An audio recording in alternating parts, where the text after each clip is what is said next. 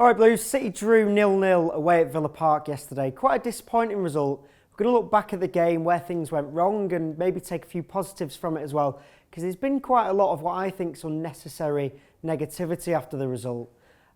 We were very wasteful, that's the first point. We had 13 shots, only 3 of them were on target, and we just wasted our chances. We've done it before this season against Juve and against West Ham, and we lost those 2 games. So the positive is we didn't lose because we missed the chances yesterday. We looked lethargic and slow, and you might be able to blame some of that on the trip to Seville on Tuesday, but it's not too long a flight. Yes, we played at a stupidly high tempo on Tuesday, and the players have played a lot of games, so the international break, I think, for us has come at a really good time. But I don't really like the argument that we were tired because of a European trip. I don't think you can use that excuse, not as professional footballers, and I think some players were passengers yesterday.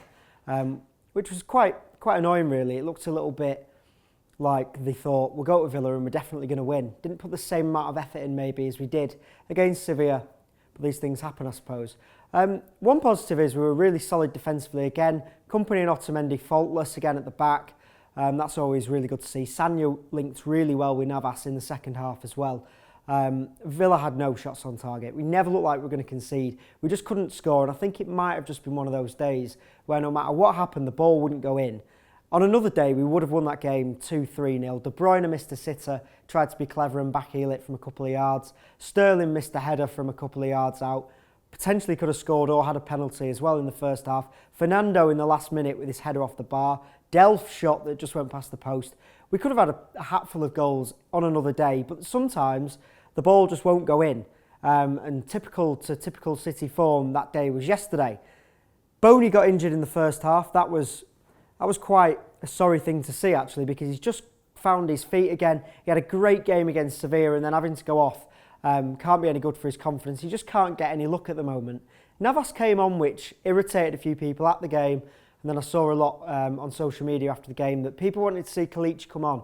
I think Navas changed the game. We needed to up the tempo. We needed a bit more pace and a bit of directness. That's all we needed, and he brought that. He was the best player on the pitch for the rest of the game. I would have liked to see Kalic earlier, though. He only got 7 minutes. That was disappointing to see. I think that the games he's played, he's impressed. He picks up the pace. He can latch onto the runs, and the balls played by Navas and Sterling and De Bruyne. I think Yaya was a bit of a passenger yesterday. I'll defend him to the hilt, but I think that yesterday he just looked a bit slow and sometimes a bit like he wasn't very interested. So I would have brought Kalic on a little bit earlier for Yaya. I don't think it was too necessary to have Fernandinho and Fernando with Yaya. Fernandinho and Fernando did just fine. Like I said, we didn't really need to do much going backwards. It was just struggling to break them down that was the issue. They defended really well. Micah Richards was brilliant, which was horrible to see and great to see all at the same time, because we've still got a lot of time for him. But yeah, the conclusion is it's 2 points dropped, but I still think last season we would have lost that game. In games like that last season, we were losing them 1-0 because of a stupid counter-attack and a defensive mistake. There was no mistakes yesterday. As Vincent Kompany said, if you can't score, don't concede, and we didn't yesterday. But let's look at it all in a bit more perspective.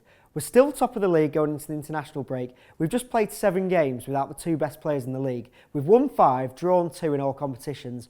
We're through to the knockouts in the Champions League. We're in the quarter-final of the League Cup. We're top of the league.